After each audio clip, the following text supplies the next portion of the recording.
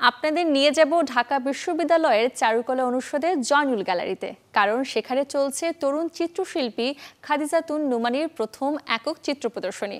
সমাজের প্রতিধ্বনি শিরোনামে এই চিত্র প্রদর্শনী উদ্বোধন করেন ঢাকা বিশ্ববিদ্যালয়ের প্রাচ্যকলা বিভাগের এমিরেটস অধ্যাপক ডক্টর আব্দুস সাত্তার। প্রদর্শনীতে স্থান পেয়েছে শিল্পী খাদিজাতুন নুমানির বিভিন্ন সময়ে আঁকা 58টি চিত্রকর্ম, যেখানে শিল্পী তার রং তুলির আঁচড়ে ফুটিয়ে তুলবার চেষ্টা করেছেন আমাদের চারপাশে সমাজের বিভিন্ন চিত্র।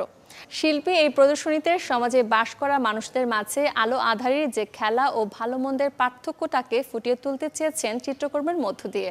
শিল্পীর মতে সামাজিক বাস্তবতার নান্দনিক প্রতিফলন এবং শিল্পকলার প্রতি তার গভীর ভালোবাসার পরিচায়ক এই প্রদর্শনী। আর তাই প্রদর্শনীটি মূলত শিল্পী খাদিজাতুন নুমানির জন্য শিল্প চর্চার একটি গুরুত্বপূর্ণ মাইলফলক। ২৬ জানুয়ারি শুরু হওয়া এই প্রদর্শনীটির পর্দা নামবে ৩০ জানুয়ারি। সমাজের প্রতিধ্বনি চিত্র প্রদর্শনীটি সকলের জন্যই ছিল উন্মুক্ত। আমরা আসলে সমাজের একটা চিত্র দেখি, ব্যাকগ্রাউন্ডের যে একটা চিত্র আছে, একটা গল্প আছে, সে গল্পটা আসলে আমরা কেউ দেখতে চাই না বা কখনো জানি না। এটা একটা ভয়ঙ্কর চিত্র আছে। ওই ভয়ঙ্কর চিত্রটা আসলে আমি আমার ট্রান্সপারেন্সির মাধ্যমে আমি আমার কাজের মধ্যে তুলে ধরেছি।